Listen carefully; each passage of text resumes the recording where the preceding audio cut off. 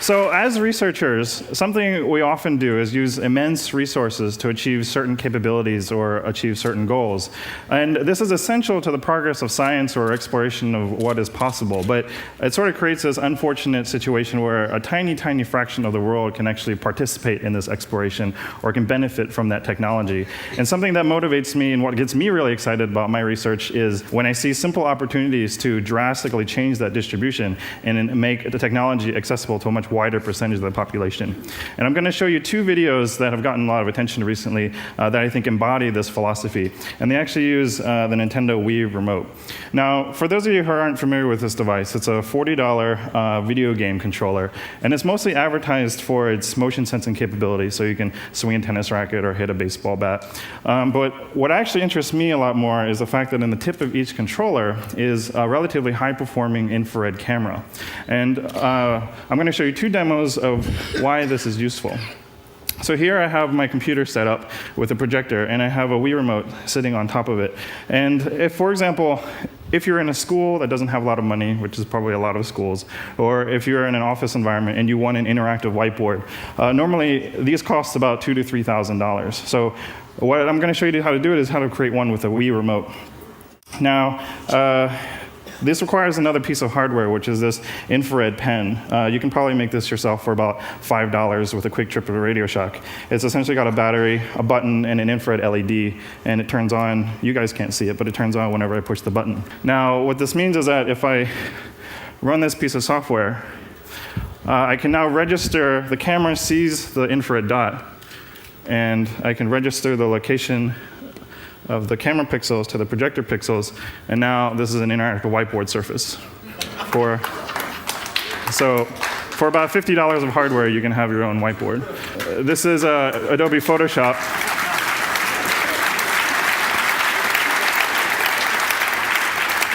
Thank you.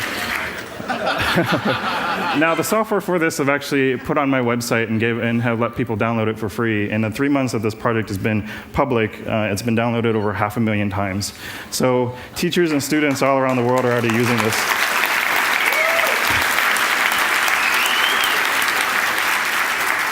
I want to quickly say that although it does do it for $50, there are some limitations of this approach, but you get about 80% of the way there for about 1% of the cost. Another nice thing is that a camera can see multiple dots, so this is actually a multi-touch interactive whiteboard system as well.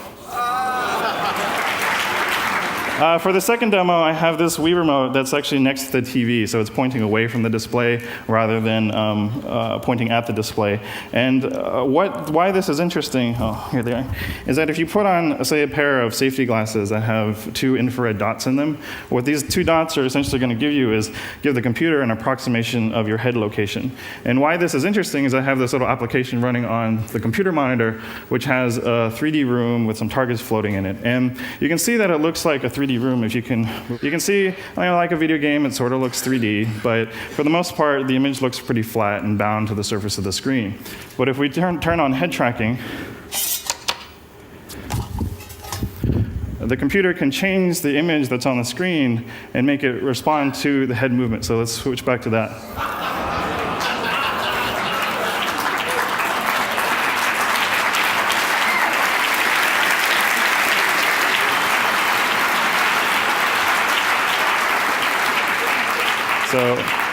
So this has actually been a little bit startling to the game development community. Because this is about $10 of additional hardware if you already have a Nintendo Wii. So I'm looking forward to seeing some games with it. And actually, Lewis Castle, sitting down there, last week announced that Electronic Arts, one of the largest game publishers, is releasing a game in May that has a little Easter egg feature for supporting this type of head tracking. So in less than 5 months, it went from a prototype in my lab to a major commercial product.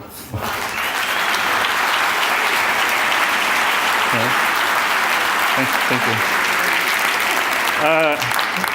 But actually, to me, what's almost more interesting than either of these two projects is how people actually found out about them. YouTube has really changed the way or changed the speed in which a single individual can actually spread an idea around the world. I'm just a researcher in my lab with a video camera, and within the first week, 1 million people had seen this work. And literally within days, engineers, teachers, and students from around the world were already posting their own YouTube videos of them using my system or derivatives of this work. So I hope to see more of that in the future and hope online video distribution to be embraced by the research community. So thank you very much.